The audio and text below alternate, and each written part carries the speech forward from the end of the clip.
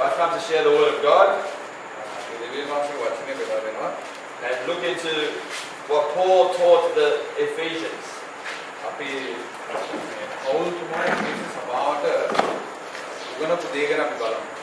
Paul was a great apostle. He went into the city of Ephesus, which is a very, very popular city in those days.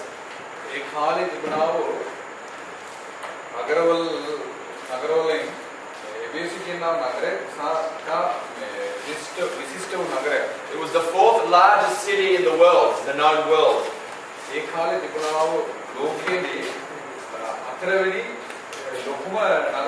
It was situated in Turkey.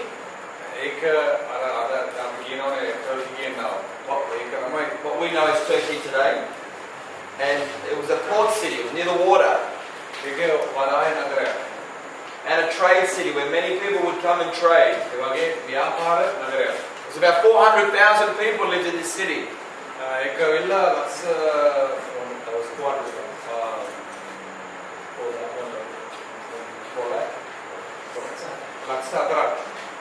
And there was many wealthy people. They had a big theater that would seat 20 to 25,000 people for entertainment. They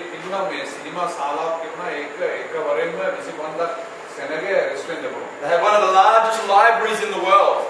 They had this amazing big temple to Artemis.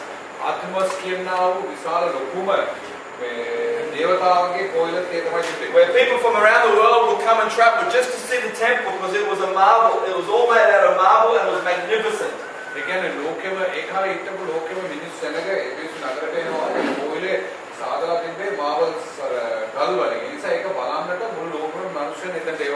Many people practice magic sorcery in this city.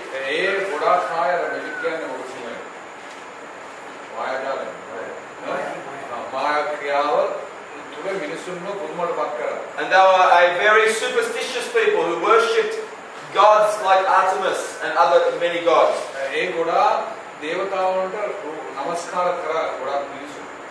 Paul came into this city and preached the gospel and turned the city upside down.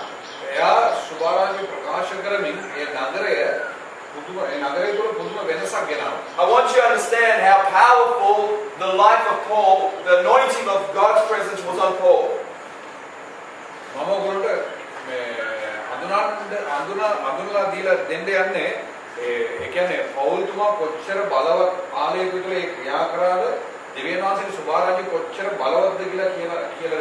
Acts 19 says that God did extraordinary miracles through the hands of Paul. That they took the handkerchiefs from their body, from his body, and would put it on sick people and they would be healed. We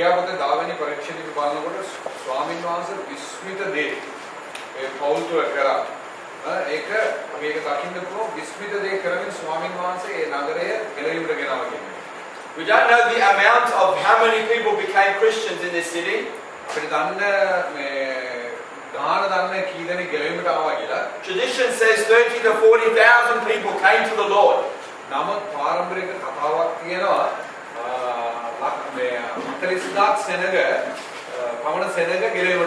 I believe it was much more than that. I believe it was close to 100,000 people. Remember, there was only 400,000 people that lived in this city.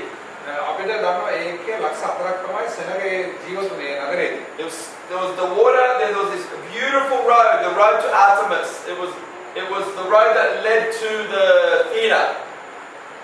From the water, it had pillars, marble pillars and lanterns, it was lit up and shops all along. One big road.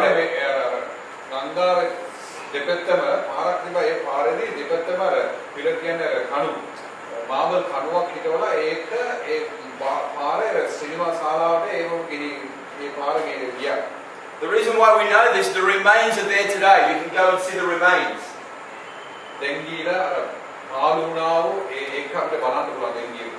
And the wealthy people lived in the mountains, up in the mountains, big homes.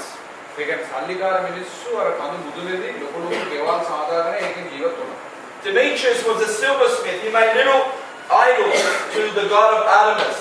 අපිට දන්නවනේ පොඩි පොඩි අර දැන් රූප විකුණන්නේ පොඩි පොඩි මේ ඒ වාගේ ඒ කාලේ තිබුණු සාධන ඒක වික්කා. And there were thousands of these people that did trade that made little idols for a living. ඒ කියන්නේ මිනිස්සු ගොඩාක් මිනිස්සු මේ දාස් ගාන ඒ වාගේ මේ රූප සාධන ඒක විකුණනවා. People would buy this and these people would become very wealthy. They made a lot of money out of these idols. ඒ මිනිස්සු ඒක සාධන විකුණන නිසා ඒගොල්ලෝ සල්ලිකාරයෙක් වුණා. මොකද මිනිස්සු ගොඩාක් ප්‍රියවත්ම ඒක මිලදීලා අරගෙන ගියා. Demetrius, the silversmith, who was the idol maker, he's the idol maker, made idols for a living. ඒ කියන්නේ ඒ රූප සාධන පුරුෂයා He gathered all the silversmith, all the idols, the idol makers, the ones that did it as a trade, into the theater. ඒ කියන්නේ ඒකට ලොකුම එක්කෙනෙක් හිටියා. එයා මොනවද කරන්නේ? බඩු දුන්නා මේ රූපවල සාදන්න. සාදලා ඒ ඔක්කොම ගෙනාවා ඒ සිනමා සානාව. Simply because so many people were becoming Christians and no longer buying the idols, that their trade was in jeopardy. They were losing lots of money. ප්‍රශ්නයක් ඒකනවා මොකද මිනිස්සු බෝ සෙනග ගෙලීමට ආපු නිසා මිනිස්සු ඒ කියන රූප පොඩි පොඩි සාධක රූප ගන්න නැති ඉඳලා ඒගොල්ලෝගේ ව්‍යාපාරයෙන් ප්‍රශ්නයක් ඇති වුණා. So they were angry with Paul. ඒ නිසා මේ දේ කරන්නේ පෞල්තුමා කියලා පෞල්ත් එක්ක ඒගොල්ලෝ පෞල්ත් එක්ක මාර අමනාපෙන් හිටියා ඒගොල්ලෝ. Because they lost a lot of trade and a lot of money. ඒ මොකද මේ රූපවල විකුණන්න බැරි නිසා ඒගොල්ලෝ ගොඩක් මුදල් ඒගොල්ලන්ට නැති වුණා නිසා පෞල්ත් එක්ක ඒගොල්ලන්ට අමනාපයක් ඇති වුණා. You see, if only 10% of the city became Christians, which was about 30,000-40,000 people, they wouldn't be much, they weren't threatened much, but I believe there was hundreds of thousands of people. අපි කියමු පුරා සෙනග ගෙලෙන්නට එවිලා තිබ්බා නම් ඒ වගේ ලොකු පාඩුවක් ඒකට ඇති වෙන්න නැහැ. ඒ ලොකු පාඩුවක් ඒකට ඇති වෙනවා කියලා කියන්නේ අර්ථවත් වෙන්නේ මොකද? විශාල සෙනග ගෙලෙන්නට ආවා කියන එක තමයි ඒක අර්ථවත් වෙන්නේ. Acts 19 tells us the story. They started a riot and all the city went to the theater. 25,000 people and more people came. මේ දානමණී පරිච්ඡේදයේ ක්‍රියාපද දානමණී පරිච්ඡේදය බලනකොට ඔක්කොම මේ අර සිනමා ශාලාවට 25,000 සෙන ආසන සෙනගේ සිනමා ශාලාවට පෙම්ලිසිටිය කියලා කියනවා. So Demetrius, the silversmith, who was the idol maker, stirred up the whole city against Paul. මොනවද කරේ මේගොල්ලෝ මේ සිනමා ශාලාවට මිනිස්සුන්ව කැඳවලා මේගොල්ලෝ මේ සෙනගට මේ මොකද සෙනගට කිව්වා පෞල්තුමාට එරෙහිව නැගී සිටීමේ ක්‍රියා කිරීමට සෙනගව පළඹුවා ඒගොල්ලෝ. Demetrius wanted to kick Paul out of the city. ඒ නිසා පෞල්තුමාව පයින් ගාලා එවේසු නගරයේදී එළියට දැම්මා. And he stirred them up by saying that people are going to stop worshipping our temple of Artemis. මේව කරපු නිසා ගොඩක් අය ආර්තෙමිස් කියනව ඒ කෝවිලට ගොසින් ඒ නමස්කාර කරන එක නතර වුණා. So they stirred up the people for 2 hours. They chanted the same thing. Great is the God of, great is the idol Artemis. Great is Artemis of the Ephesians. For 2 hours they said that in Acts 19. They shouted for 2 hours. Great is Artemis of the Ephesians. ඒ කියන්නේ මේ ඒගොල්ලෝ මොකද දන්නවා මේ දානමය පරිච්ඡේදය බලනකොට ඒගොල්ලෝ මේ දෙකක් ඒකේවා මේ එබේසි නගරයේදී ආර්තෙමිස් කියන මේ දෙවියතාව තමයි දේවතාව තමයි උත්තම කියලා ඒගොල්ලෝ කෑගැවුවා. I'm explaining all that මම මේගොල්ලෝ ඔයගොල්ලන්ට විස්තර කරන්න. So for us to understand අපි දැනගන්න ඕනේ මේ තුලදී the power of God's gospel, දෙවියන් වහන්සේගේ සුභාරාජ්‍යයේ තියෙන බලය that can turn a city upside down. ස්වාමීන් වහන්සේගේ සුභාරාජ්‍යයේ තියෙන බලය නගරය සම්පූර්ණ වෙනස් කරන්න පුළුවන්. The gospel of the kingdom that Paul preached, දෙවියන් වහන්සේගේ රාජ්‍යයේ සුභාරාජ්‍යය ප්‍රකාශ කරනකොට he understood the secret of the mystery of the kingdom of God so well. එයා ඒ කියන්නේ රාස් ස්වාමීන් වහන්සේ දේවරාජ්‍යයේ රාස් එයා දැනගෙන ඒ දේ ප්‍රකාශ කරන විට And he walked with God so closely එයා දෙවියන් වහන්සේ එක්කම තමයි ගමන් කරේ. that this city was stirred up for God. ඒ නගරය මේ සුභාරාජ්‍ය ප්‍රකාශ කරනකොට සෙනග වෙවුණා. And we want to now look at what did Paul know? පෞල්තුමා මොනවද දැන සිටියේ? What was on his heart? එයාගේ අදවත තිබුණා දේ මොකක්ද? What did he emphasize? එයාගේ ආසාව මොකක්ද? What was his priority? එයාගේ මේ කියන්නේ එයාගේ මේ කියන්නේ සිංහල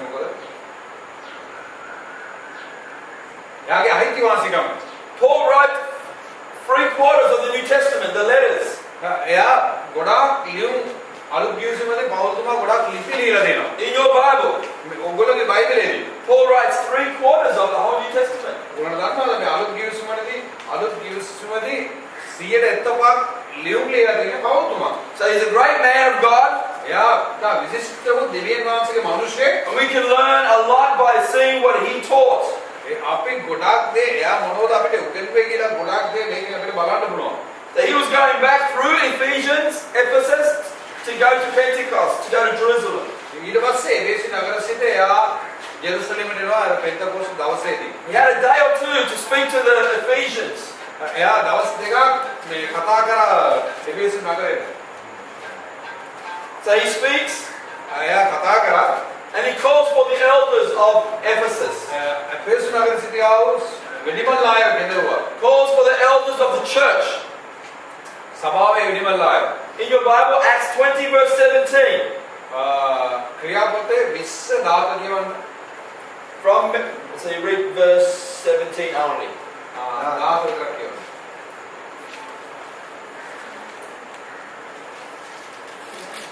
ඔවුන් මිලේතිසින් එෆීසියට පළිවුඩ යවා සභාවේ වැඩිමානන් කැඳවුවේ. So from Miletus is in another city. He Paul sent to Ephesus for the elders of the church. ඒ කියන්නේ වෙනම නගරයක මිලේත් කියනව ඒ නගරයේ සිටිමින් එයා එතනින් කැඳවුවා එබේසි නගරයේ සිටිනව වෙඩිමල් අයව කැඳවුවා. The first thing we can learn from Paul's life, අවුරුතුමාගේ ජීවිතේ අපි ඉගෙන ගන්න පුළුවන් දේ he's in another city, එයා තව නගරයක සිටියා. but he sends people to call for the elders. නමුත් ඒ නගරයේ සිට එබේසි නගරයේ සිටිනව වෙඩිමල් අයව කැඳවුවා. So we see that he's organized. එයා කියන්නේ අර සැලසුම් සාගතව වැඩ කරා. He manages himself and his time. එයාගේ වෙලාව එයාගේ ජීවිතය හරියට පාලනය කරා. He's administrating the kingdom of God. දෙවියන් වහන්සේගේ රාජ්‍යය හරියට ඒක නිර්මාණය කරා වැඩ පිළිවෙල. If he just comes from Miletus and arrives to Ephesus and last minute thinks, I want to talk to the elders of the church, it would be too late. ඒ කියන්නේ එයා ඉතපු ගමම්ම මම මේක එබේසිස් නගරේ සිටින වෙඩිමල් ආයත කතා කරන්න ඕනේ කියලා කියලා තිබ්බා නා ඒක වෙලාව නෑ කතා කරන්න බෑ ඒ විදිහට සෙල්සුම නැතුව. If they didn't get the message the day before, ඒගොල්ලෝ ඊයනේ පෙරේදා ඒගොල්ලෝ මේ මෙසේජ් එක ගත්තේ නෑ. they could have been busy doing other things. The elders would be busy traveling, working. අද මීටිමක් තියනවා කියලා ඊයේ කියලා කිව්වා නා මිනිස්සුන්ට එන්න බෑ මොකද ඒගොල්ලෝ වෙන කාර්ය බහුල වෙන වෙලාවල ඒගොල්ලෝ නැති. Paul understood. අවුරුතුමා මේක දෙන්න සිටියා. I have to be organized කොහොමද මේක ඒ කියන්නේ සෙලසුම් කරන්න කියලා. so that he could get the most efficiency out of his calling. එයාගේ කැඳවීම තුළ මේ දේ හරියට සෙලසුම් සාගතව කරා ඒක. He knew it wouldn't be wise just to arrive and talk to the elders.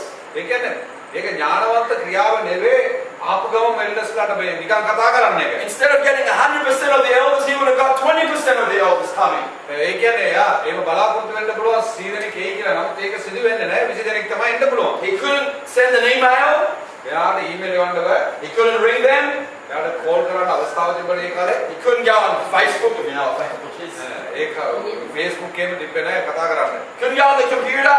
Computer එකක් තිබ්බේ නැහැ. The only thing you can do is send a messenger to go ahead to prepare all the elders. ඒ කියන්නේ යාට පුළුවන්කමක් තිබ්බා එක්කෙනෙක්ව එවලා ඒගොල්ලෝම සූදානම් කිරීමට. That was the modern day of communication. ඒ කාලේ තිබුණා වූ සම්බන්ධතාව එක්කෙනාට සම්බන්ධ කරන්න තිබුණා වූ එකම ක්‍රමය ඒක තමයි. But what we can learn from his life, he was organized, he managed himself and administrated well. අපිට දැනගන්න මේකෙන් බලන්න පුළුවන් එයා හරියට සැලසුම් කරා වෙලාව හරියට පාලනය කරා ඒව දේම පිළිවෙලට කරා. So to be a good organizer, to be a good manager, a good administrator, we have to think ahead. ඒ කියන්නේ යාපත් සැලසුම් කරන්න එක්කන යා පිළිවෙලට වැඩ කරන මනුස්සයා දිගදුරට හිතනවා දිගදුරට කල්පනා කරනවා. As we grow in our effectiveness in our ministry, අපේ සේවය තුළ ඒව කරනකොට බලපෑමක් ඇති කරන්න පුළුවන්. if you have a church of 10 people, ඔයාලට සභාවේ 10 දෙනෙක් හිටියා නම් it's easy to tell all the 10 people what we're doing next week. ඒක ඉතා ලේසි අපිට පාසු ඊළඟ සතියේ මොනවද කරන්න යනවා කියන එක. But it's going to be different if you have a church of 100 people or 200 people. නමුත් සභාවේ 200 දෙනෙක් ඉන්නකොට යන 10 දෙනෙක් එක කලාව ක්‍රියාව වගේ අපිට කරන්න බෑ. You have to plan yourself better. ඊට පස්සේ ඔයගොල්ලෝට සෙලසුමක් අවශ්‍ය වෙනවා. If you make an announcement with 100 people, maybe 30% are away. ඔයගොල්ලෝ 100 දෙනෙක්ට ඔයගොල්ලෝ ප්‍රකාශ කරලා මේව කියලා කියනකොට ඒක 30 දෙනෙක් විතර වෙනකොට යන්න ඉතින්. I'm making the point that as we grow, we have to change our administration, the way we plan ourselves. ඒ කියන්නේ මම ඔයගොල්ලන්ට උත්සාහ කරන්න කියන්නේ අපි වර්ධන වෙන්න අපේ පිළිවෙල අපි කරන වැඩ සැලසුම ඒක වෙනස් වෙන්න ඕනේ නියම විදියට. I know for me, as I grow from one level to another level of effectiveness, මට දන්නවා මගේ ජීවිතේදී මේ පියවර සිටගෙන තව පියවරකට එනකොට I have to think different. ඒක අපසු වෙනස්. I have to plan better, අපි සැලසුම් කරන්න ඕනේ ඊට වඩා. to organize better. ඊට පස්සේ ඒක අපි කියන්නේ මොකද? ඕනිස් කියන ඕනේ. The good news is, සංවිධානය කරන්න ඕනේ ඊට වඩා. you can get people alongside you that are good at that. අපිට අපි ඒක සංවිධානය කරන්නට හොඳ මිනිස්සුන්ව අපිත් එක්ක රෙස් කරගන්නට පුළුවන්. That might not be your strength. You might not know how to plan ahead. ඒ කියන්නේ ඔයාගේ බලපුලුවන්කාරකමකින් නෙවෙයි තවත් එක්ක එකතු කරගෙන ඒක හරියට අපිට කරන්න But ඕනේ. maybe one of the elders can. ඔයාට බෑ. නමුත් ඔයාගේ සභාවේ ඉන්නා වූ වෙඩිමල්ලාට ඒ වාගේ දක්ෂතාවක් ඇති ඒකේ ඕන සංවිධානය කරන්න. Maybe your wife can help you. එහෙම නැත්නම් ඔයාගේ භාර්යාවට පුළුවන්කම. If she's an administrator, a thinker, a head, plan things. එයා තමයි මොකද කියන්නේ ඇඩ්මිනිස්ට්‍රේටර් කියන්නේ නිර්මාතෘ. ඔයාගේ භාර්යාව නිර්මාතෘෙක් විදියට එයාට ඒක සැලසුම් කරන්න පුළුවන්. Let's be honest, men. Some wives are better than us මනුෂ්‍යයන් අවශ්‍ය වෙන්න ඕනේ අපිට වඩා අපේ භාර්යාව සමහර අවස්ථාවල දක්ෂයි. in planning, සැලසුම් කරන්නේ. in organizing, සංවිධානය කරන්නේ. in administrating. මේ නිර්මාණය කරන්නේ. Sometimes it could be a deacon ඔයා උපස්ථායක වෙන්න පුළුවන් සභාවේ. that can plan your schedule and your things you have to do for the church. ඒ කියන්නේ වෙඩිමල්ලාට වඩා ඔයාට නියම විදියට සංවිධානය කරන්න පුළුවන් කමක් ඇති. So Paul knew how to administrate, how to organize. පවුල් තුමාට තිබුණා මේ සංවිධානය කරන්න දක්ෂ විදියට සංවිධානය කරා දක්ෂ විදියට සැලසුම් කරා. As your ministry grows, as your church grows, we have to know how to plan and organize, administrate better. ඒ නිසා ඔයගොල්ලෝගේ සභාව වර්ධනය වෙනකොට ඔයගොල්ලෝගේ සේවය වර්ධනය වෙනකොට නියම විදියට සංවිධානය කරන්න සැලසුම් කරන්නට අපි ඒ පියවරට අපි ගමන් කරන්න ඕනේ. So if I came to this city and I didn't communicate to David that I'm planning to come, ඒ කියන්නේ මේ මාත් එක්ක මේ කතා බව නැත්නම් and I just show up, මට මොනවද කරන්න ඕන? and David, where are all the pastors? මෙයා අන්න පො සභාපාලකෙක්. You say to me, you didn't give me any time to tell them to come. ඔයා වෙලාවක් දුන්නේ නැහැ කොයි වෙලාවටද මේගොල්ලන්ට එන්න කියන්න ඕනේ කියලා. They have to plan themselves. අපි ඒක සැලසුම් කරන්න ඕනේ. Have families. පවුල. Got to travel, catch a bus, come into this town or the city. ඒ කියන්නේ බස් එක අරගෙන අපි පොතන රෙස්ටුරන්ට් පවත්තන්නේ එතන එන්නද අපි ඒක සැලසුමක් අවශ්‍යයි. So we have to always think, අපි මේක හිතන්නට ඕනේ. how do we plan better? කොහොමද අපි මේක ලස්සන විදියට සැලසුම් කරන්නේ? For example, maybe we say all the pastors travel into Colombo and we meet in Colombo.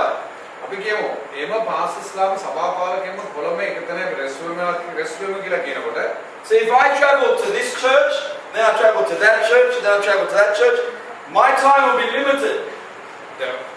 උදාහරණ වශයෙන් මම එක එක සභාවට යනවා නම් මට වෙලාවක් නැහැ. You get less accomplished. You won't accomplish greatly. ඒ කියන්නේ සම්පූර්ණත්වයට ඔයගොල්ලන්ට එන්න බෑ. මොකද එහෙම යනකොට ඒක අසම්පූර්ණ වෙනවා. I speak to 10 people here, I speak to 5 people here, I speak to 20 people here. මට මෙතන දාලා කතා කරනවා, තව දෙනෙක් 20 දෙනෙක්ට කතා කරනවා, තව දෙනෙක් 30 දෙනෙක්ට කතා කරනවා. That can take many, many days. ඒක ගොඩක් කල්යයි. But if we plan ourselves අපි සැලසුම් කරා and නම් all the pastors come for 2 days, අපි මේ සංවිධානය කරා නම් ඔක්කොම පාසස්ලා එකතැනට එන්න ඕනේ කියලා. then we accomplish greater. එතකොට අපිට සම්පූර්ණ වෙන්න පුළුවන්. We become more effective just by planning.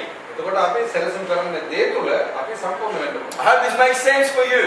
මේක ඔයගොල්ලන්ට හොඳයිද? As we grow, we have to be better at this.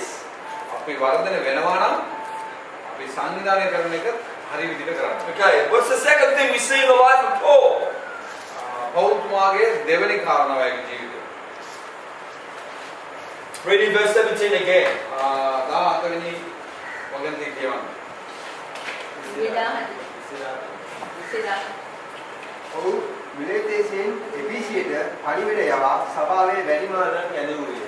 So Paul sent to Ephesus for the elders of the church. පෞල්තුමා සභා වැඩිමල්ලන්ව ගේන්න කියලා කියනවා. To me, this tells me Paul understood the right priorities. ඒ කියන්නේ හරි දේ මොකද්ද කියලා පෞල්තුමා දැනගන්න. He gave himself to what's most important. එයා මොනවද ඉතා වැදගත් කියලා ඒ වැදගත් කාරණාවට ප්‍රථම ස්ථානය දුන්නා. He had a short period of time, එයාට මේ කෙටි කාලයක් තමයි තිබ්බේ. and he wanted that short period of time to make its most effect. ඒ කෙටි කාලය ඉතා බලපෑමක් කෙටි කරනව කාලයට මාරු කරන්නට එයාට අවශ්‍ය වුණා. He knew if he spoke to the whole church, it wasn't going to be as effective if he spoke to just the elders. ඒ කියන්නේ එයා දැනගෙන සිටියා මුළු සභාව සෙනගට මම කතා කරා නම් මේකෙන් බලපෑමක් කෙටි වෙන්නේ නැති බව එයා දැනගෙන බලපෑම ඇති කරන්න පුළුවන් එල්ලස්ලා මේ වෙඩිමල්ලාය කැඳවුවා නම් ඒගොල්ලෝ බලපෑම ඇති කරන්න පුළුවන් කියලා ඒගොල්ලෝම The කැඳවුවා. Bible teaches us that the elders of the church has the highest governing authority to rule that local church. ඔන්නද බයිබලයේ කියන දෙයක් කෙවිලා සභාවේ මේ කියන්නේ මේ සභාවේ ඊළම ආධිපත්‍යය තබන්නා වූ එකම තමයි වෙඩිමල්ල කියන්නේ. So if he poured his life into the elders, එයාගේ ජීවිතයේ මේ වෙඩිමල්ලන්ට බෙදා දෙන විට the elders in turn would change the whole church. ඒ වෙඩිමල්ල සභාවට ගොසින් සභාව සම්පූර්ණව වෙනස් කරන්න පුළුවන්කමක් ඇති වෙනවා. So he understood right priorities, what's most important. ඒ නිසා දැනගත්තා කොක්කල ඉතා වැදගත් දේ කියලා දැනගෙන ඒ වැදගත් දේට ප්‍රථම ස්ථානය දුන්නා. He didn't call the leaders or the ministry leaders or the deacons. එයා උපස්ථායකට නායකයන්ට එයා කැඳවුවේ නැහැ. He didn't even want a big crowd.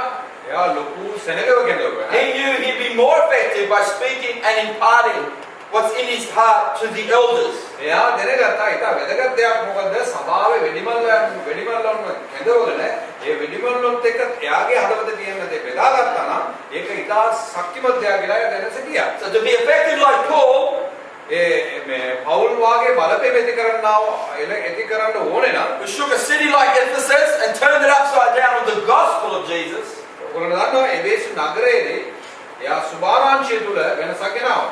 we have to give ourselves to the right priorities. ඒ නිසා අපේ ජීවිතේ ප්‍රථම දේට මුල් ස්ථානය දෙන්න ඕනේ. Number one priority is to keep the main thing the main thing. පළවෙනි දෙයක් මොකද්ද ඉතා වැදගත් දේද ඒක තමයි පළවෙනි ස්ථානය දෙන්න ඕනේ. And that is keeping our relationship with God on fire. ඒක දෙවියන් වහන්සේත් එක්ක තියෙන සම්බන්ධතාව තුල අපිව ශක්ති බලවත් කරනවා. If you lose your fire, you lose your power with God. ඔයා දෙවියන් වහන්සේත් එක්ක තියෙන ඔය ගින්න දෙවියන් වහන්සේත් එක්ක තියෙන ඔය බලය නැති කරගත්තා නම් we will be less effective. අපිට විශාල බලපෑමක් ඇති කරන්නට බෑ. It's like a man with an axe chopping down a big tree. අපිට දන්නවා මේ ලොකු පීයක් කඩුවක් කරගෙන ගා කපන්න මිනිස්සෙක් And he's trying to chop it and chop it and chop it. He's putting in lots of effort. ඒ කියන්නේ ලොකු ගා පොඩි පීයක් කරගෙන මේ කඩුවක් කරගෙන අපි කපනකොට ඒක එයාගේ සම්පූර්ණ මොකද මේ ශක්තිය මේකට දානවා ඒකෙන් වැඩක් නැති වෙනවා. The harder he chops, it looks like his axe is blunt. එතකොට කපලා ඒක අර මුවාත නැති වෙනවා. And he thinks, oh, it's blunt, so I'll have to work even harder. එතකොට එයා මොකද කරන්නේ අර ඒකේ අර මුවාත නැති හින්දා මොකද කරන්නේ තමාගේ බලය ඒකට පාවිච්චි කරනවා ඒ ගා කපන්නට. If he's racing someone else chopping the tree down, තව එක්කෙනෙක්ව ගෙදවලා ඒක කපන්න ඕනේ නම් you think, I'll go harder, I'll go faster, and I'll do more effort, bigger hits. ඒ මොනවද වෙන්නේ ඒක අර මුවාත නැති හින්දා එයා තමාගේ බලය පුළුවන් විදියට එයා පාවිච්චි කරනවා ඒක කපලා දාන්න. But the other person takes the axe and realizes it's blunt. තව කෙනෙක් එයා බලනවා මොකද මේකට ප්‍රශ්න මොකද කියලා දැනගෙන මේක මේ මොකද මුවාතන මොට්ට වෙලා තියෙනවා It කියලා takes time to sharpen the axe. මොනවද කරන්නේ එයා ඒක හොඳටම මුවාත් කරනවා. he's not cutting the tree. He's taking all this time just to sharpen the axe. පාරම යන්නේ මේ කපන්නට. එයා මොනවද කරන්නේ? මේකේ කාරණේ මොකද්ද? මේ මොකද මේ පොරව මුවාත නැති නැහැ කියන එක දැනගෙන එයා මොනවද කරන්නේ? ඒක එයා හොඳටම මේ මුවාත කරනවා. But the other person, he thinks, I will just work even harder and harder. මේ මනුස්සයා ඒක මුවාත් කරන්නතර මොට්ට පොරවකින් කපනවා තමාගේ ශ්‍රමයෙන් And even faster. උණුව විදියට. But who's going to win? කවුද මේකෙන් දිනාගන්න යන්නේ? The person who sharpens it, කවුද ඒ අර පොරව මුවාත් කරන්නේද? ඒ මනුස්සයා තමයි ඒකෙන් දිනාගන්න යන්නේ. takes time to prepare his tool. එයා වෙලාව ගත කරනවා ඒක සූදානම් කරන්නට. When he gets back to the tree, එයා ඊට පස්සේ අර ගාලනට ගොසින් just the technique. ඊට පස්සේ කරන්න කපනවා. Less effort. වෙඩිය එයා තමන්ගේ බලය ඒකට යොදවන්නේ නැහැ. Now his tool is sharp. මොකද එයා පාවිච්චි කරනව එයාගේ අර පොරව Chopping the tree, chopping the tree. මොහොතල දෙනවා. ඒකට එයා කපනවා. Little by little, little by little. පියවරට කපනවා. And the tree comes down එතකොට ඒක ගහ වැටෙනවා. with ease. With ease, easy. ඒක පහසු. And the other guy's still working hard. අනිත් මනුස්සයා මොකද මේ ගොඩාක් ශ්‍රමය වැය කරනවා. Sometimes that's like us. සමහරවිට අපිත් ඒව තමයි. We get blunt. අපි අර මුවාතෙන් මොට්ට පොරවෙන් තමයි කපන්න යන්නේ. We're God's tool. දෙවියන් වහන්සේගේ ආයුධ තමයි අපි. And we get empty and we become stale. අපි නිෂ්ඵලයි. මොනවත් නැහැ අපේ ජීවිතේ. But when we go to God, He sharpens the tool. We stand before God and He makes us sharp before Him.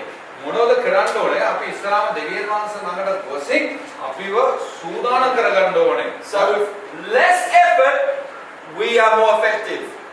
අපි පාසු ඒක මොකද්ද? අපේ බලය වැඩි අපිට වැය කරන්න අවශ්‍යයක් නැහැ. නමුත් අර විදියට අපි ක්‍රියා කරනකොට අපේ සේවය ඉතා විශාලම බලපෑමක් ඇති වෙනවා. That to me is understanding right priorities. ඒක තමයි මම අඳුරාගන්නේ මොකද්ද? පළවෙනිම දේ අපි එහෙම දෙවියන් වහන්සේ ළඟ සිටීමෙන් මේව අපිව සූදානම් කරගන්න එක. Giving yourself to what's important. මොනවද ඉතා වැදගත් දේද? ඒකට පළවෙනි ස්ථානය දෙන්න. See, Jesus gave Himself to the people that were open to Him. They were hungry for God. දෙවියන් වහන්සේ යාගේ හදවත විවර කරලා මේ දෙවියන් වහන්සේට පිපාසයෙන් සිටියව සෙනගව යා ළඟට කෙරවන්නට සූදා ආසාව සිටියා. He gave Himself to those that were teachable. එයා කාටද මේක උගන්වන්න පුළුවන්ද? යාම යාගේ ජීවිතේ කැප කරා. Those that wanted to learn. මොකද ඒගොල්ලෝ මේක මේ ඉගෙන ගන්න ආසාවෙන් හිටියා. So as a leader, a pastor, or a deacon in the church, සභාවෙස්න උපස්ථායක වෙන්න පුළුවන්, නායකයෙක් වෙන්න පුළුවන්, වෙඩිමල්ල වෙන්න පුළුවන්. we need to give ourselves to those that are most hungry, open to learn and want to grow. මොනවද අපිට පිපාසයක් තියෙන්න ඕනේ දෙවියන් වහන්සේගෙන් ගොඩක් ඉගෙන ගන්න, දෙවියන් වහන්සේත් එක්ක ගොඩක් වර්ධනය වෙන්නට අපිට පිපාසයක් තියෙන්න ඕනේ. I remember my early days when I first started the church. I was a baby pastor, just the beginning. මම සභාව පටන් ගත්ත කාලේදී I would give myself to all these people that I would call sponges. They sponge but didn't want to change, didn't want to grow. මොනවද කරන්නේ? ගොඩක් සෙනගට මම ඉඩ දුන්නා මගේ ජීවිතයට වෙලා ක්‍රියා කිරීමට. නමුත් ඒකෙන් කිසිම බලපෑමක් ඇති වුණේ නැහැ. They take all your time, they suck the life out of you, ඒ මොනවද කරේ? ඒගොල්ලෝ අපේ ජීවිතේ තියෙන දේ ඔක්කොම ඒගොල්ලෝ උදුරා ගන්නවා. but they're not teachable. ඒක ටීචබල් කියන්නේ මේ ඒක හරියට ඒක සුදුසු දෙයක් නෙවෙයි. They didn't want to be discipled. ඒ කියන්නේ ඒගොල්ලෝ ගෝලයන් වෙන්නට කැමති නැහැ. They weren't submitted to Jesus as the king. ඒ කියන්නේ ඒගොල්ලන්ට කැමති වුණේ නැහැ මගේ රජතුමා දෙවියන් වහන්සේ කියලා එයාට මේ ඒගොල්ලෝ කැප වෙන්නට කැමති වුණේ නැහැ. So Jesus had Peter, James and John. He ministered to them most intimately. පේත්‍රුස් සහ යෝහන් යාකෝබ්ස් එක්ක ස්වාමීන් වහන්සේ සමීප සම්බන්ධතාවයක් ඇති කරගත්තා. Then he had all the 12 apostles and he ministered to them intimately. ඊට පස්සේ අර ගෝලේ 12 දෙනාත් එක්කම දෙවියන් වහන්සේ සමීප සම්බන්ධතාවය තුල තමයි ඒගොල්ලෝ සේවය And කරන්නේ. he also had the 70 and he ministered to them in a different level than he did to the 12. ඊට පස්සේ එයාට 70 දෙනෙක් හිටියා. නමුත් මේ කොටස තුනකින් විවිධාකාර විදියට ඒගොල්ලොත් එක්ක සම්බන්ධතාව දෙවියන් වහන්සේ පැවැත්තුවා. And then he had the crowd, and he ministered to them at a different level. ඊට පස්සේ සෙනග හිටියා ඒගොල්ලන්ට විවිධාකාර විදියට ක්‍රියා කරා. So we need to learn to have right priorities. ඒ නිසා අපි වර්ධනය වෙන්නට ඕනේ. අපේ ප්‍රථම දේට ප්‍රථම ස්ථාන දෙන විදියට අපි වර්ධනය වෙන්න ඕනේ. Sometimes as leaders, as pastors, සමහර අවස්ථාවලදී මේ සභා පාලකයෝ නායකයන් වශයෙන් we might give 80% of our heart and our effort to 20% of the people that don't want to change. ඒ කියන්නේ අපි කරන්නේ මොකද 80%ක් තමන්ගේ ජීවිතේ වෙනස් කරගන්න පුළුවන් මිනිසුත් එක්ක අපි කාලය මොකද කරන්නේ? කාලය අපි ගත කරනවා. නමුත් 120ක් මේ වෙනස් වෙන්න කැමති නැති මිනිසුත් එක්ක කාලය අපි ගත කරන්නේ නැහැ. See, Paul didn't go to Ephesus and say, give me all the problem people, I'm going to fix them up. පෞල්තුමා මේ එපෙසුන සභාවට කියලා කිව්වේ නැහැ. ඔයාලගේ ප්‍රශ්න ඔක්කොම මාළඟට ගේන්න මම ඔක්කොටම ඔයගොල්ලන්ට විසඳුම් දෙන්න කියලා කිව්වේ නැහැ. I'm going to correct their teaching, their doctrine, their theology. එයා කිව්වේ නැහැ ඔයගොල්ලන්ගේ මොකද මේ ඔයගොල්ලන්ගේ ප්‍රතිපත්තිය ඔයගොල්ලන්ගේ මේ මොකද කියන්නේ theology කියන්නේ මොකද කියන්නේ?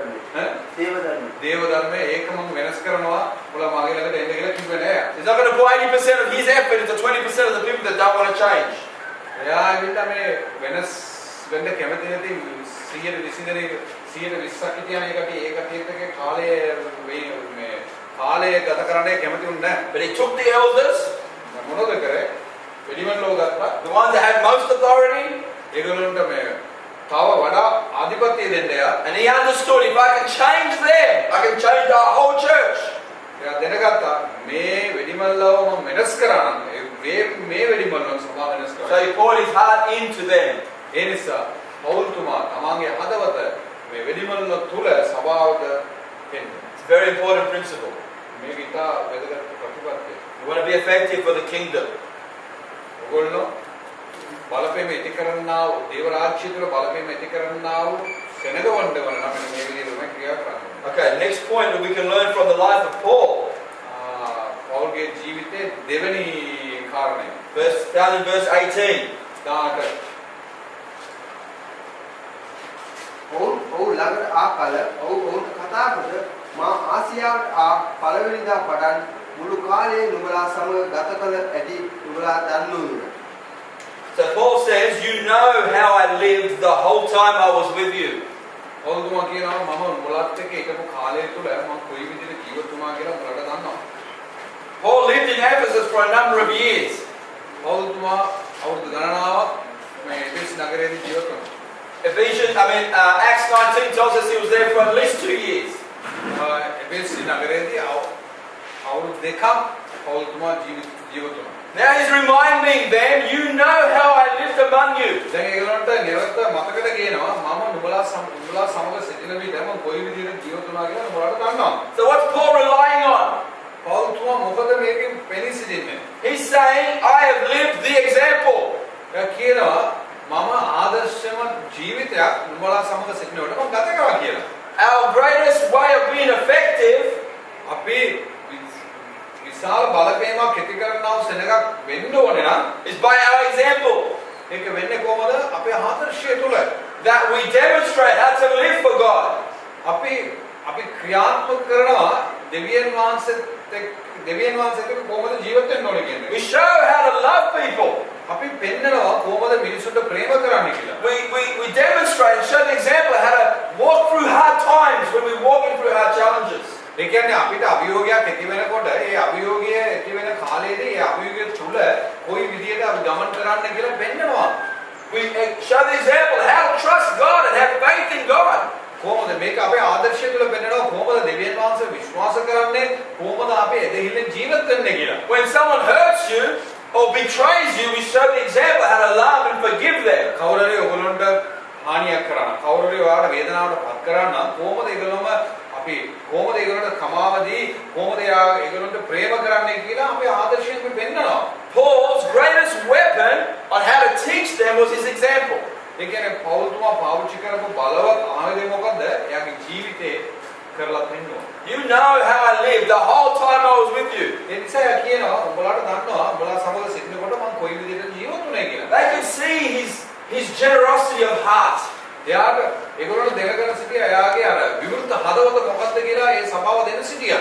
He demonstrated that by example. They saw his love and his generosity. ඒ නිසා මේ සෙනඟ දැනගෙන සිටියා එයාගේ ප්‍රේමයේ කෙතරම්ද එයාගේ විවෘත හදවත කෙතරම්ද කියලා ඒගොල්ලෝ දැනගෙන සිටියා. මොකද මෙයා ඒකේ ක්‍රියාවෙන් ඒගොල්ලන්ට පෙන්නුවා. He worked with his own hands so they can give to those that are weak and poor.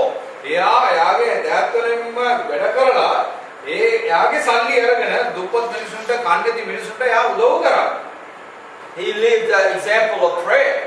එයා යාත්නාවට ආදර්ශයක් ඇටියට එයා ජීවත් වුණා. He had a powerful prayer life, so when he taught them how to pray, they could see that he was a prayer. එයාට බලවත් යාත්නාත් ජීවිතයක් දෙවියන් වහන්සේත් එක්ක තිබුණ නිසා තමයි එයා අනිත් අයට ඉගෙනුවා ඔයගොල්ලෝ දෙවියන් වහන්සේත් එක්ක කොයි විදිහට බලවත් යාත්නා ජීවිතයක් ගත කරන්න ඕනේ කියලා. When the people that were in a riot in the theater in Ephesus, they wanted to kill Paul, but Paul says, "I'll go in and talk to them."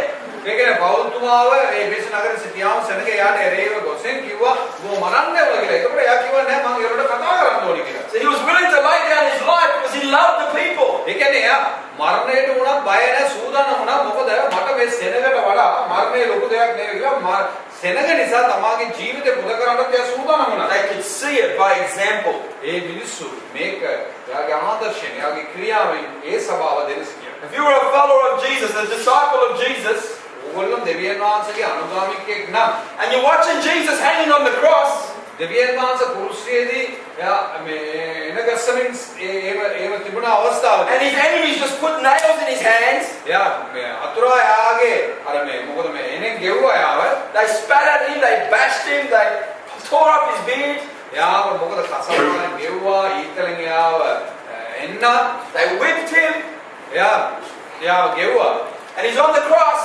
එයාගේ කුරුසියේදී ඉන්නකොට And by example, he says, "Father God, forgive them. They don't know what they're බලන්න doing." එයාගේ ආදර්ශය මොකද ඒ වෙනි අවස්ථාවට එයා කිව්වා ස්වාමිනී මේකට සමාව දෙන්න කියලා. It's living that life ඒ වෙනි ජීවිතයක් අවශ්‍යයි. in front of people. සමාව සෙනග ඉදිරියේදී We live what we preach. අපි මොනවද දේශනා කරන්නේ? ඒ විදිහට ජීවත් වෙන්න. You can't preach one thing, ඔයා එක දෙයක් දේශනා කරලා then at home not live it. ඔය නිවසේදී ඒව ඔයා ජීවත් වෙන්නේ නැත්තම් In the community not live it. ඔයාගේ සෙනග අතර ඔයාලා එහෙම ජීවත් වෙන්නේ නැත්තම් It was full of hate or unforgiveness or anger. තරාවෙන් සමාව නොදීම ආත්මය තුල මේ තිත්තකම තුල ජීවත් වෙනවා නම් Paul wasn't like that. පෞතුමා කෙනෙක් නෙවෙයි. Yes, you know the whole time that how I lived among you. ඒ නිසා තමයි පෞතුමා ඒ සභාවට කියනවා උඹලාට දන්නවා උඹලා සමග මම සිටිනකොට කොයි විදිහට මම ජීවත් වුණා කියලා. Our example is very powerful. ඔය දන්නවද අපේ ආදර්ශය තමයි ඉතා වැදගත් බලවත්ම ආයුධයක්. I heard a saying that says your life is speaking so loudly that I can't hear what you're saying. දැන් කියනවා මේම උඹලාගේ ජීවිතය ගැන අත්ද නගලා කියනවා නමුත් ක්‍රියාවෙන් මම ඒක එක දෙයක් හරි දකින්නේ නැහැ කියලා කියනවා. Because they watch the way we live.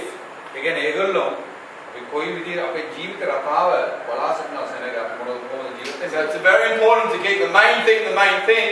ඒ නිසා ඉතා වැදගත් ප්‍රථම ස්ථානයේ දෙන එක. We spend time with God our Father.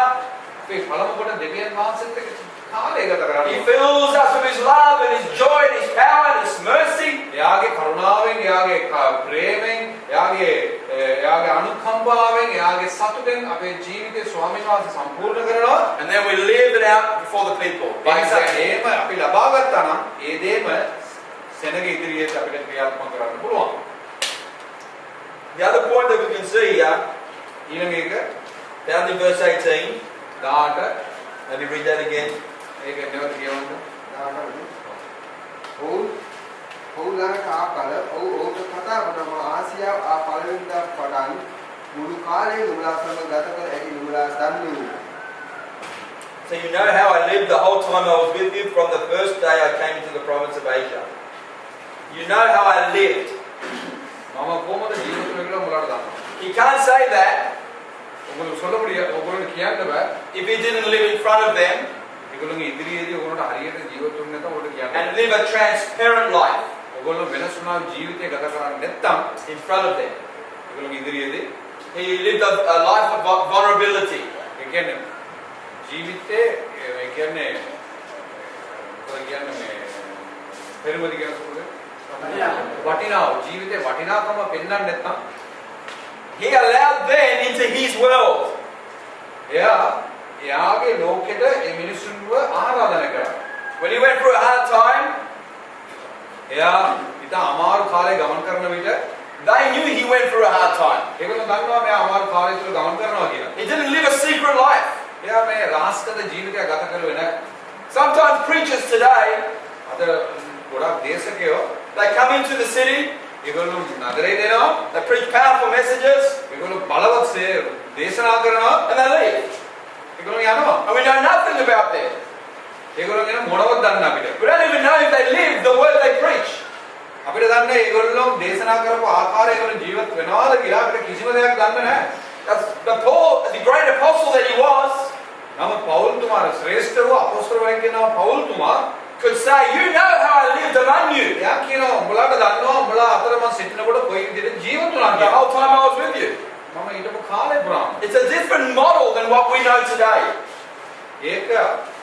ඒකෙවිල්ල මේ අද අපි දකින්නා වූ මේ මොකද කියන්නේ මොඩල් එකට ක්‍රමයට වඩා ඒක ආපසු වෙනස් ක්‍රමයක්. If we're going to be truly effective the way Paul was effective, අපි ඇත්තටම අපි බලපෑමක් ඇති කරන්න ඕනේ නම් පවුල් ඇති කරපු වගේම we have to live transparent lives. අපි වෙනස් වුණා ජීවිතයක් ගත කරන්න ඕනේ. See, when I was pastoring in Sydney many years ago, ගොඩක් අවුරුදු ගණනාවකට පෙර මේ සභාවේ සිඩ්නි නගරයේදී Bye. පාසල් කෙනෙක් හිටියා. mother contracted a disease called cancer, bone cancer. මෙයාගේ මාවට කැන්සර් තිබුණා. And so she slowly deteriorated. Slowly was dying. එයා පියවරෙන් පියවරට මරණයට මුහුණ දුන්නා. 2 or 3 years අවුරුදු දෙකක් තුනක් of suffering, වේදනාවත් එක්ක getting weaker and weaker. එයා ගොඩාක් දුර්වල වුණා. And to watch your mother die slowly ආගේ මාව ක්‍රමානුකූලව මරනවා කියලා කියනවා. is one of the hardest things you have to go through. ඒක හරි අමාරු දෙයක්. ආගේ මාව මේව මරනවා කියලා කියන එක අන්න එක අමාරු දෙයක්. But see, my church people knew what we were going through. ඒ නිසා අපේ සභාවේ සෙනඟ දෙන සිටියා අපි කොයි වගේ අමාරු කාලයකද ගමන් කරනවා It කියලා. wasn't hidden, everybody knew. නමුත් එමෙකරාට දන්නවා. Eventually, when she passed away, pastor කෙනෙක් ආවා. it didn't shake our faith.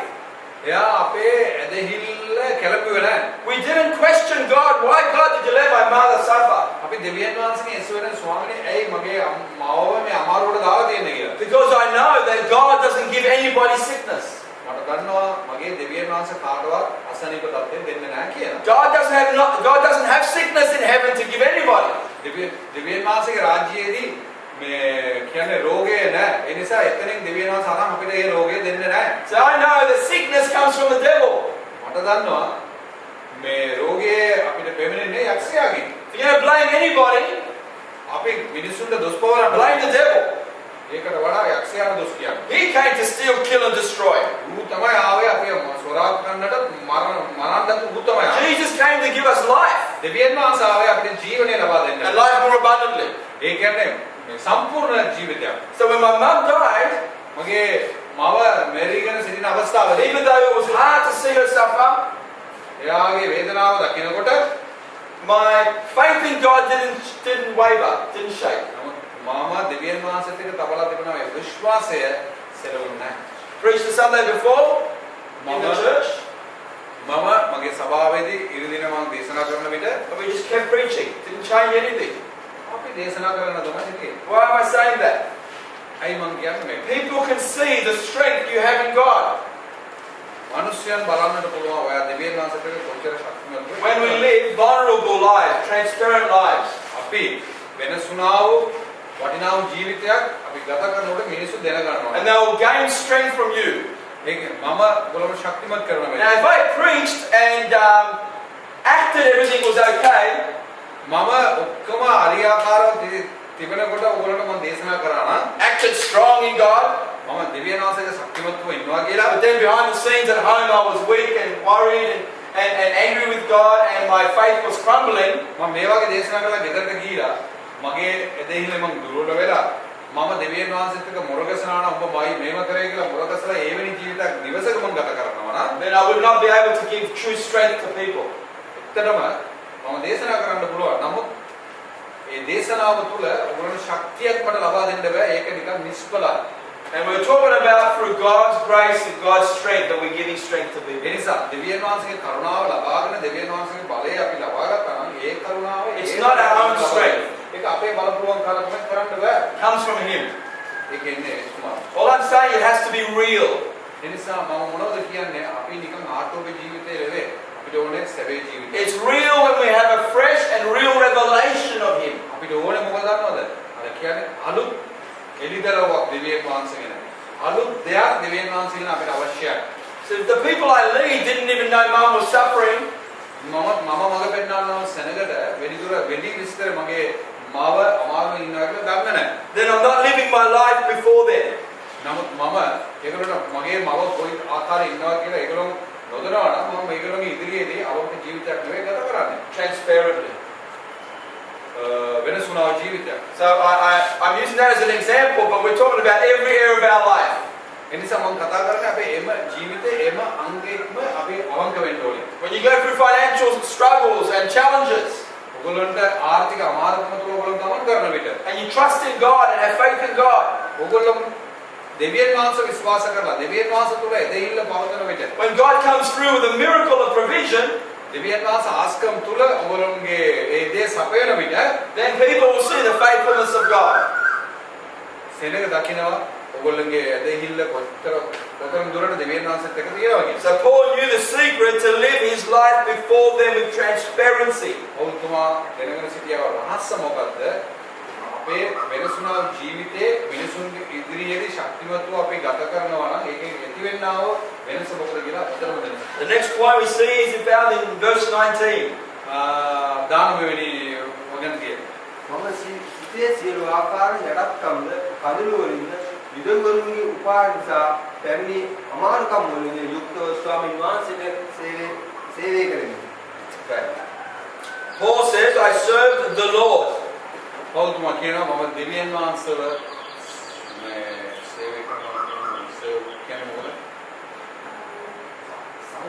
හරි? සේවය කියන්නේ යාව අවල සේවය කරනවා. ජීවිතය සේවය කරනවා. ඒක තමයි විවාහ. එයා විශ්වාස කරලා ජීවත් වෙනවා. When you serve someone. When you serve the table like a waiter. ඒ කියන්නේ මේව දෙවියන් වහන්සේ තුල රඳාපවතිනවා කියන එක තමයි කියන්නේ. හරි? ඒ කියන්නේ දෙවියන් වහන්සේ තුල රඳාපවතිනවා කියන වගේම තමයි ඒක. නමුත් ඒක නෙවෙයි අර කියන්නේ ඕනම දෙයකට මොකද? අර මේවයි. ඒක අර දෙවියන් වහන්සේ තුල එබ්බේ වෙලා ජීවත් වෙනවා කියන එක තමයි කියන්නේ. So Paul, it's a simple statement. It's a simple statement. ඒක සාධාරණ කතාව. But a very powerful statement. නමුත් ඒක ඉතා බලවත් කතාවක්. Because he serves the Lord. ඒ කියනවා මම දෙවියන් වහන්සේගේ එබ්බේ වෙලා තමයි මේ වෙලෙක ජීවත් වෙන්නේ කියලා. We don't serve people. මම මිනිස්යන්ගේ එබ්බේ වෙලා නෙවෙයි ජීවත් වෙන්නේ මම. Sometimes people try to control us, සමහර ලාවට මිනිස්යන් අපේ පාලනය කරනවා. try to motivate us. අපි මිනිස්යන්ගේ චින්තනය අපේ අතවතර දානවා. But we are serving God, not people. අපි දෙවියන් වහන්සේ තුළ එබ්බේ වෙලා ජීවත් වෙනවා මිසක මිනිස්යන් තුළ එබ්බේ වෙලා නෙවෙයි අපි ජීවත් වෙන්නේ. People might threaten you. මිනිස්යන් ඔයගොල්ලෝ රවට්ටන්නට පුළුවන්. If you don't do it this way, then I'm leaving the church. ඔයගොල්ලෝ කියනවා උඹ මේ විදිහට කරන්නේ නැත්නම් මේ සභාවේ මං යනවා කියලා. I'll stop giving to the church. ඒ මොකද මම සභාවට දෙන එක නතර කරනවා. It doesn't matter because we don't serve people. ඔය දුන්නත් නැත්තත් අපි ඔයගොල්ලෝන්ගේ එබ්බේ වෙලා නෙවෙයි ජීවත් වෙන්නේ. We're not controlled by people. අපි මිනිස්යන්ගේ පාලනය යටතේ නෙවෙයි අපි සේවය කරන්නේ. Firstly and foremost, we're serving the Lord. පළවෙනි කාරණය වෙලා මගේ ජීවිතේ දෙවියන් වහන්සේ එබ්බේ වෙලා තමයි මම ජීවත් We වෙන්නේ. are slaves of God. දෙවියන් වහන්සේගේ වහලෙක් මිසක මිනිස්යන්ගේ වහලෙක් නොවේ අපි. And we obey Him අපි යාට කීකරු වෙනවා. and we don't fear man. යාට අපි කීකරු වෙනවා නම් මිනිස්යන්ට බය වෙන්න අවශ්‍යයක් නැහැ. He fills us with love to love people, එයා අපිට එංගීමක් දෙවියන් වහන්සේ ප්‍රේම කරනකොට එංගීම අපිට තියෙනවා. එංගීම තුල අපි මිනිස්සුන්ට ප්‍රේම කරනවා. We are not servants of any man. ඒකෙන් අදහස් වෙන්නේ නැහැ මිනිස්යන්ට අපි මිනිස්යන් තුල එබ්බේ වෙලා ජීවත් වෙනවා කියන්නේ. Jesus has to be our master. දෙවියන් වහන්සේ තමයි අපේ මේ ස්වාමියා. Who understood that? කවුරුවා ඒක හොඳටම දැනසිටියා. So he could never be controlled by any man. ඒ නිසා එක මිනිස්සෙක් කෙරියා පාලනය කරන්න ඉඩ දුන්නේ නැහැ. And he had an attitude to serve. එයාගේ හක්කල්පේ මොකද මිනිස්යන්ට සේවය කිරීම. When you're serving God, you have an attitude to serve people. ඒ කියන්නේ පළමු කොට එයා දෙවියන් වහන්සේට සේවය කරා. ඒ ආකල්පය තුළ මිනිස්යන්ට එයා සේවය කරා. But you serve people under the authority of Him. අපි මිනිස්යන්ට සේවය කරන්නේ දෙවියන් වහන්සේගේ ආධිපත්‍ය යටතේ සිටගෙන තමයි. In other words, God tells me my commission, my mission, my purpose, and therefore I serve people because He's told me to. මොකද එයා කියනවා මගේ මගේ බලාපොරොත්තුව මම මේ දේ කරන්නේ මොකද දෙවියන් වහන්සේ මේක අණ කරපු තිබෙන නිසා මම මේක මිනිසයන්ට කරන්නේ. So important to understand this simple principle. මේක සරල ප්‍රතිපත්තියක්. Paul said that he was not a servant of man. පෞල්තුමා කියනවා මම මිනිසයන්ගේ සේවකයෙක් නොවේ කියලා. He said if I was a servant of man, I would not be the servant of Christ. එයා මිනිසයන්ගේ මම සේවකයෙක් නම් මම දෙවියන් වහන්සේගේ සේවකයෙක් වෙන්න බෑ. Because Christ is our King, එතුමා තමයි අපේ රජතුමා. our Master. එයා තමයි අපේ ස්වාමියා. We serve Him first. අපි යාට තමයි පළමු කොට සේවය කරන්නේ. Christ is the anointed one. එයා තමයි ආලේප ලද්දා වූ එකනා. We're in submission to Him as the anointed one, the anointing. ඒ කියන්නේ අපි යාට තමයි කීකර වෙන්න ඕනේ. ආලේප ලද්දා වූ ආලේප ලබා දෙන්නා වූ යාට තමයි අපි කීකර වෙන්න ඕනේ. Paul understood that very well. පෞල්තුමා මේක හොඳටම දැන සිටියා. නේ? He couldn't be threatened even when thrown to prison. ඒ නිසා එයා සේවකයෙක් වෙන්න බය වුණේ නැහැ. මිනිස්සු ගානකොට එයා බය It වුණේ wouldn't නැහැ. change his message. නමුත් මිනිස්සු එයාව බය කරාට එයාගේ ස්වරාජ්‍ය දේශනාව Even threatened with his life to be killed. සමහරවිට එයාගේ මරණයට මුහුණ දුන්නා පෞල්තුමා. It still wouldn't change his message. නමුත් මරණයට මුහුණ දුන්න අවස්ථාවේ එයා අපේ මොකද කියන්නේ අපේ භාෂාවෙන් කියන නේ අනිවාර්යයෙන් කියන්නේ වෙන අපේ කියනවනේ අපේ භාෂාවේ දෙකට කාට වැඩ කරුවේ නැහැ. ගොස්පල් නම් ගොස්පල් නෝ ඒක. Amen.